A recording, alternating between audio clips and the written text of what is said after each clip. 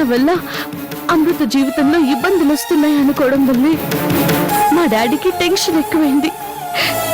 అందువల్ల heart attack వచ్చింది. నువ్వు కరుణలు కావు, చందు అనే విషయం మీ నాన్నగారికి కూడా చెప్పుంటే ఈ పరిస్థితి వచ్చేదా? ఎందుకు ఇంతలా బాధపడుతున్నారు? మీరు చిన్నదానికి ఇంత దిగులు పడితే ఎలాగండి?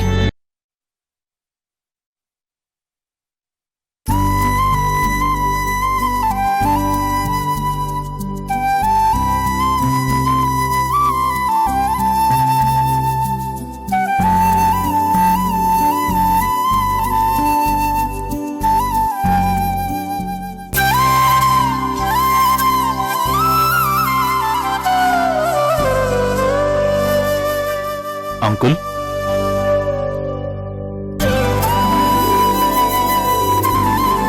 మీరు ఏంటి రాజా అక్కడే నిలబడిపోయావు? రా.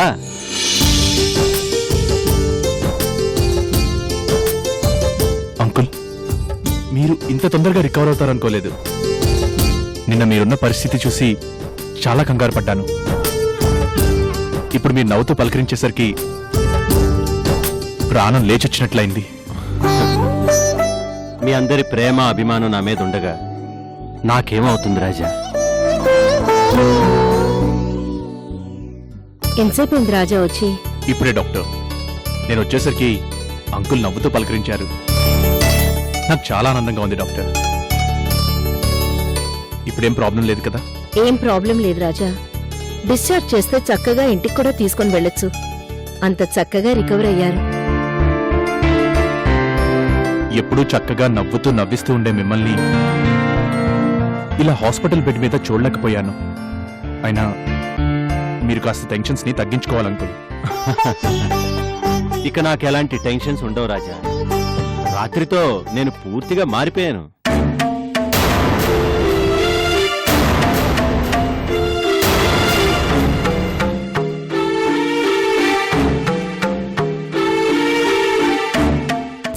ఎందుకంటే రాత్రి నాకు నా చందు కనిపించింది.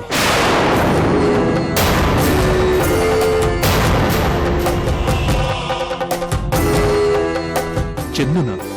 అవును రాజా, మన చందునే. రాత్రి నా కల్లో కనిపించింది.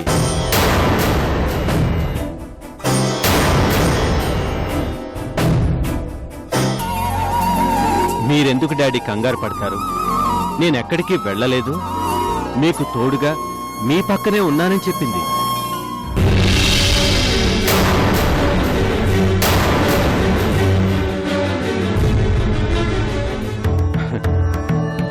నా కూతురే నాకు తోడుగా ఉంటానన్న తర్వాత ఇక నేను దేని గురించి భయపడాల్సిన అవసరం గాని బాధపడాల్సిన అవసరం గాని లేదు. ఇక నుంచి నేను చాలా సంతోషంగా ఉండబోతున్నాను.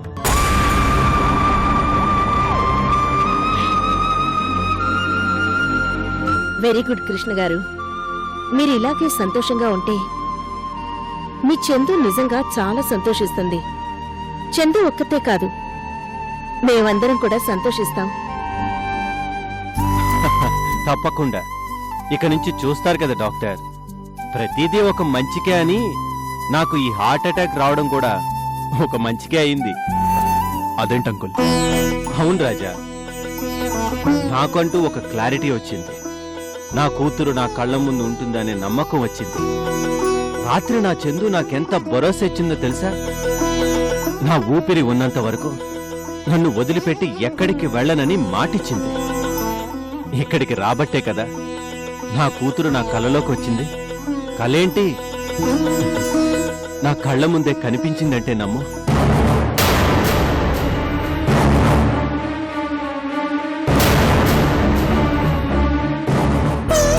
డాక్టర్, ఇక నాకు ఏ ఇబ్బంది లేదు.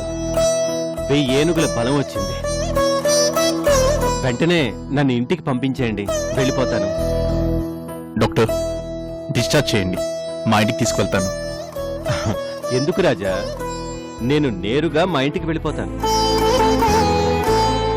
అక్కడ ఒక్కరే ఎలా ఉంటారండి? మీకు సమయానికి కనీసం మందులు వేసేవాళ్ళైనా ఉండాలి కదా.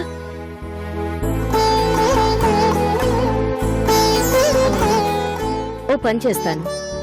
మిమ్మల్ని చూసుకోవడానికి ఓ నర్సుని ఏర్పాటు చేస్తాను. ఆ నర్సుని వెంట తీసుకుని వెళ్ళండి. మీకు టైంకి మందులిస్తుంది, మీ కేర్ టేకర్ లాగా ఉంటుంది. ఆ, అంతకు ముందు పంపించారుగా కరుణని, తననే పంపించండి. మళ్ళీ కొత్త మనిషి ఎందుకు?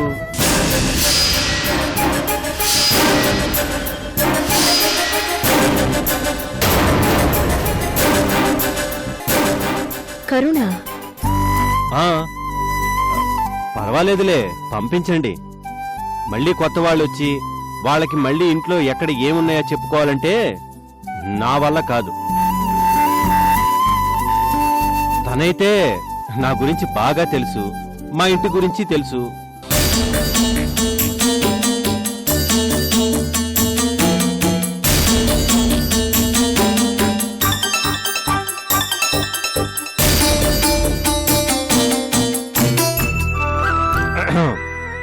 ఏంటి ఆలోచిస్తున్నారు? ఏ, ఆవిడికి రావడం ఇష్టం లేదా? అయ్యో, ఎందుకు ఇష్టం లేదు అంకుల్. కానీ మీరు తనని ఆ, జరిగిందేదో జరిగిపోయింది కదా. ఆవిడికేమైనా ఇబ్బంది అయితే వద్దులే మరి. ఒక్కడనే నా తంటాలే నేను పడతాను. అయ్యో, నేను వస్తానండి.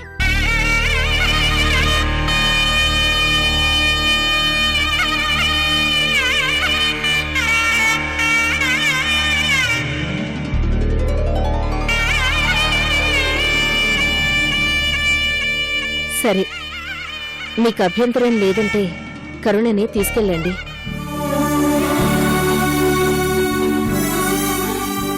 నేను ఆ ఏర్పాట్లు చూస్తాను.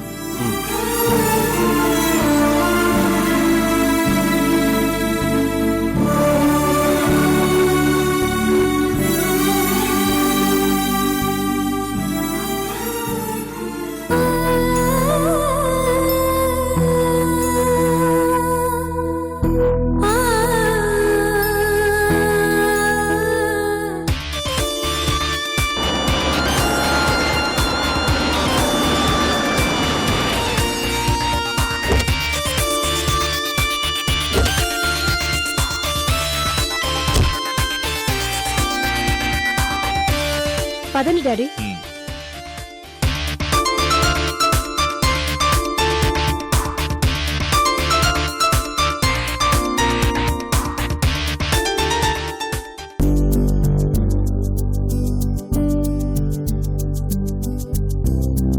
నమస్తే అన్నయ్య గారు, రండి.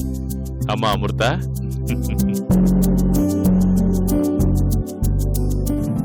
ఏమ్మా అమృత, ఎలా ఉన్నావమ్మా? బాగున్నామండి. ప్రయాణం బాగా జరిగిందా? చాలా బాగా జరిగిందమ్మా. ఏమను, నువ్వెలా ఉన్నావు? బాగున్నాను uncle. Yeah, how is your studies? Good uncle. Okay, very nice. అవును, ఎక్కడా మీ డాడీ? రాజా, రాజా. మా తాతయ్యకి ఒంట్లో బాగోలేదు అంకుల్, హాస్పిటల్లో ఉన్నారు. మా డాడీ కూడా అక్కడే ఉన్నారు. తాతయ్యకా? ఏమైందమ్మా? మైల్డ్ స్ట్రోక్ వచ్చిందండి. అవునా? ఇప్పుడు ఎలా ఉందమ్మా? పర్వాలేదు. అదిగో డాడీ వచ్చారు.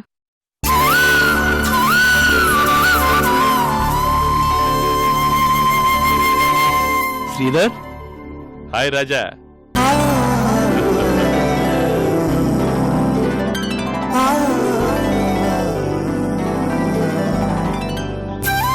Welcome to India. హ్మ్, ఎంత కాలమైందిరా నేను చూసి.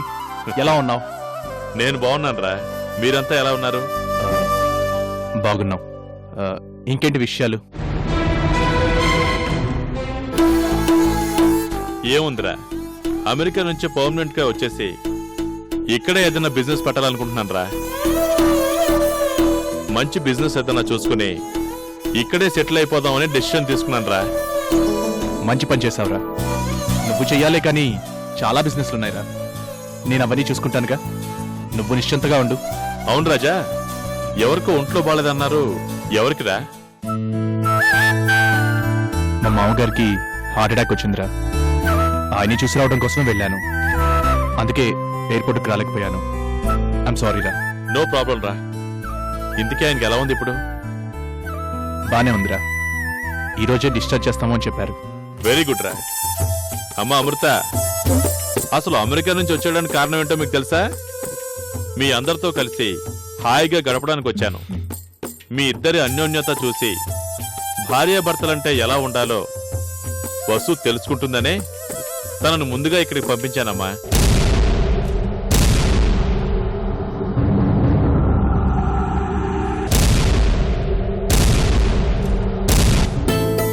రేపు పెళ్ళైన తర్వాత భర్తతో ఎలా ఉండాలో ఆడపిల్లకి విడమర్చి చెప్పడానికి నా భార్య లేదు కదమ్మా. అందుకే మీ ఇద్దరిని చూసిన తర్వాత అయినా వసు అన్ని అర్థం చేసుకుంటుందనే తనని ఇక్కడ ఉంచానమ్మా.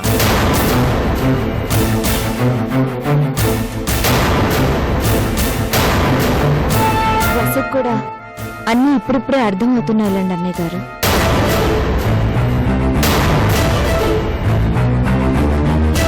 అయినా ఈ రోజుల్లో ఆడపిల్ల నేర్చుకోవాల్సింది భర్తతో ఎలా మెలగాలో అనే కాదు, భర్త చేసే మోసాలు ఎలా తెలుసుకోవాలో నేర్పించాలి.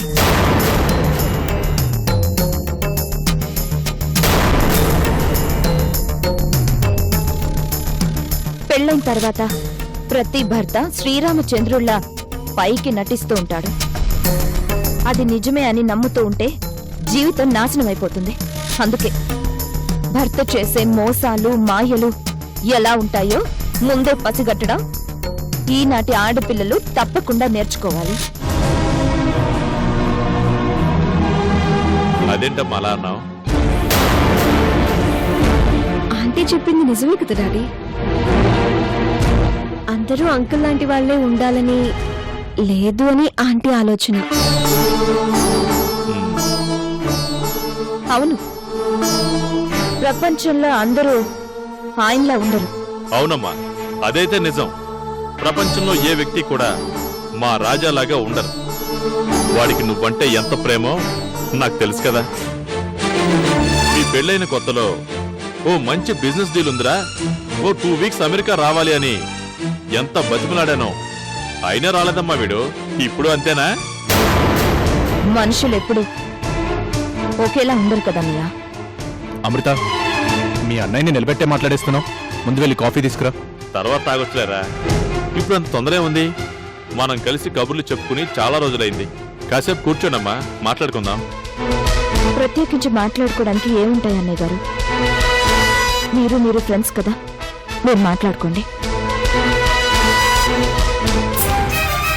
ఆంటీ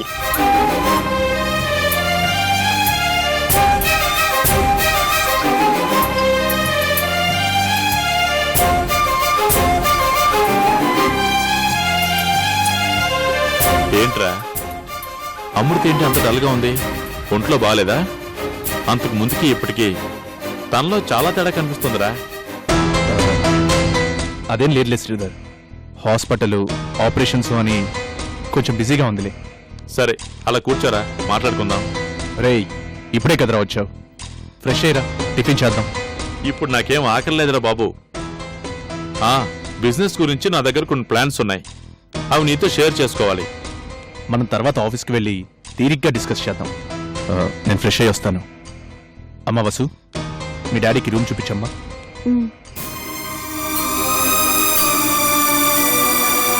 ఏంటమ్మా ఇంట్లో అంతా తేడాగా ఉంది? ఎవరు సరిగ్గా మాట్లాడడం లేదు. ఏంటి ప్రాబ్లం? అమృత అంటే మొహంలో కూడా చాలా డల్నెస్ కనిపిస్తుంది. డాడీ, ఇప్పుడు మీరేం అడగకండి, నేను తర్వాత చెప్తాను. పదండి, రండి.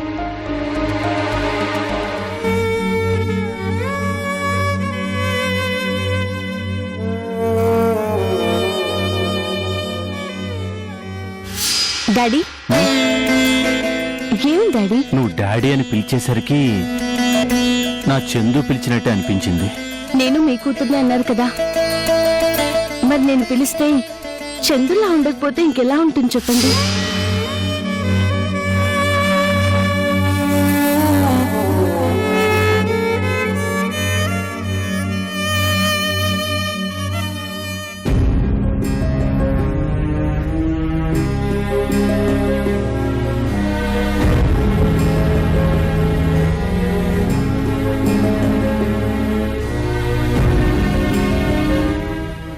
టిఫిన్ చేద్దరు గాని.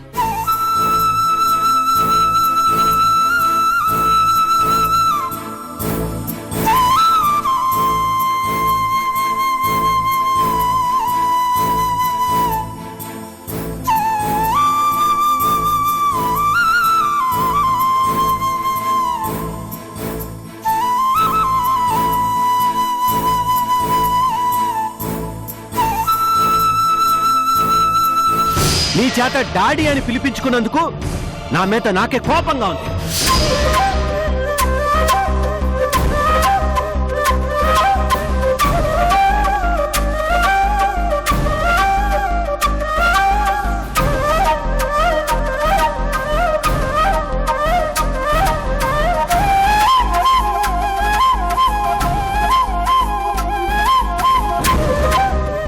టిఫిన్ చేయండి.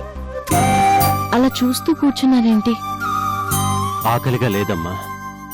టాబ్లెట్ వేసుకోవాలి కదండి. ఏం తినకపోతే ఎలా చెప్పండి? ముందు మీరు టిఫిన్ చేయండి. ఏమ్మా, ఇందాక నుంచి చూస్తున్నాను. నన్ను అండి మీరు అంటున్నావు కానీ డాడీ అని మనస్ఫూర్తిగా పిలవటం లేదేంటమ్మా? ఇంతకు ముందు చక్కగా డాడీ అని నోరారా పిలిచేదానివి కదా, మరి ఎందుకు పిలవడం లేదు?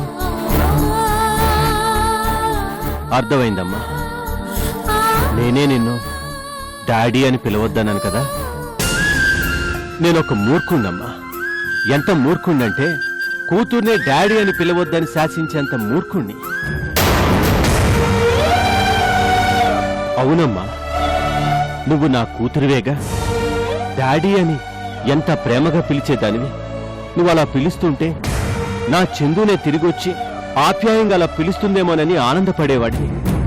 అలాంటి నిన్ను పట్టుకొని నన్ను డాడీ అని పిలవద్దన్నాను అంటే నేను మూర్ఖుడి కాక మరేంటమ్మా?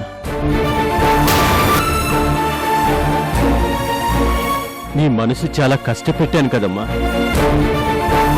నీ మనసు కష్టపెట్టుంటే నన్ను క్షమించమ్మా.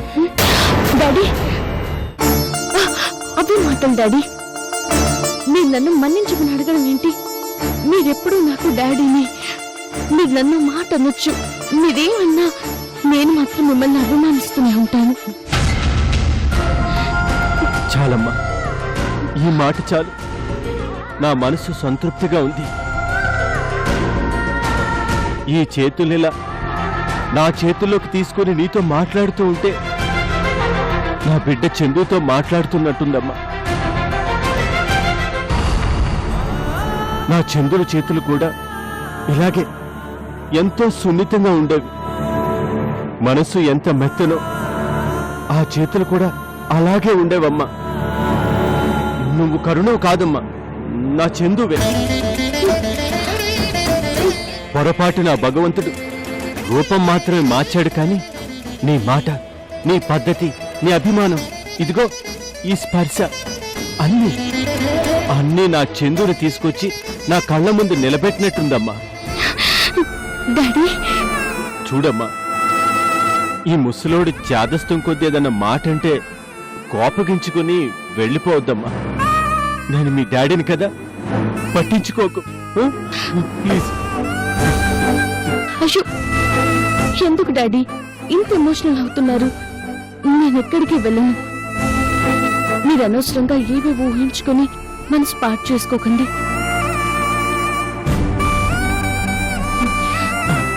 డాడీ, చక్కగా టిఫిన్ చేసి మందులు వేసుకోండి. నేను హాస్పిటల్కి వెళ్ళొస్తాను డాడీ.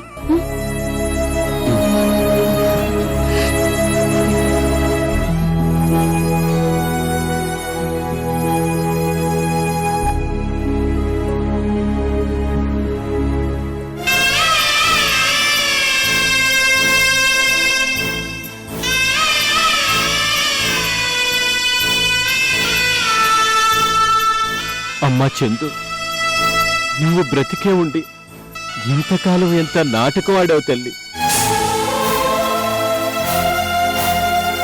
25 ఏళ్ల నుంచి నువ్వు లేవనుకొని కన్నీళ్లు పెట్టుకుంటూనే ఉన్నాను. నీ గురించి బాధపడిన రోజంటూ లేదమ్మా. అదంతా చూసి కూడా బయటపడకుండా ఎంత నటించావు. ఇప్పటిదాకా అయిన వాళ్ళ మధ్య ఉండి పరాయిదాల్లాగా నువ్వు నటించా. ఇప్పుడు నువ్వెవరో తెలిసినా కూడా నేను నటించాల్సి వస్తుంది. ఆ భగవంతుడు నా నుదుటిన ఎలాంటి రాత రాశాడమ్మా. నువ్వు లేవనుకుని నా చేతులతో రాజా అమృతులకి పెళ్లి చేశాను. ఇప్పుడు నువ్వు నా కూతురు అని చెప్పిన మరుక్షణం అమృతకి తెలిసిపోతుంది. నీ స్థానం నీకిచ్చి తనందరికీ దూరం అయిపోతుంది. ఈ కూతురు తిరిగి వచ్చిందని ఆ కూతురికి నేను అన్యాయం చేయలేనమ్మా.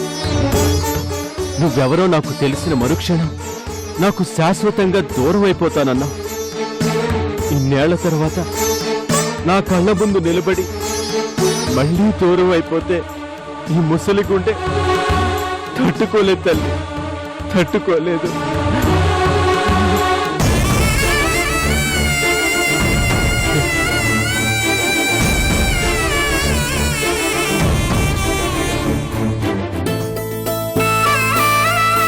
పోనీలేమ్మా, మళ్ళీ మీ నాన్నకు నువ్వు దగ్గరవుతున్నావు. ఆ సంతోషం చాలు. నువ్వు కరుణగా అయినా ఆ ఇంట్లో హాయిగా ఉన్నావు అనుకుంటే అనవసరంగా నిన్ను అపార్థం చేసుకుని ఇంటి నుంచి వెళ్ళిపోమన్నారు మీ నాన్న. మళ్ళీ మీ నాన్నను చూసే అవకాశం కూడా నీకు దొరుకుతుందో లేదోనని ఆందోళన పడ్డాను. కాని చివరకు ఆ దేవుడే నిన్ను మళ్ళీ ఆ ఇంటికి తీసుకెళ్లేలా చేశాడు. నాకంతా ఆశ్చర్యంగా ఉందంటీ. నేనంటే నీ ఆశ ఉంచుకొని నన్ను డాడీ అని పిలువద్దన్న మనిషి మళ్ళీ నన్ను ఇంటికి రమ్మండవేంటి? నన్ను మళ్ళీ డాడీ అని పిలువమండవేంటి? నిజంగా నాకు చాలా ఆశ్చర్యంగా అనిపిస్తుంది. ఒకవేళ నా గురించి ఏమైనా తెలిసిపోయిందా ఆంటీ?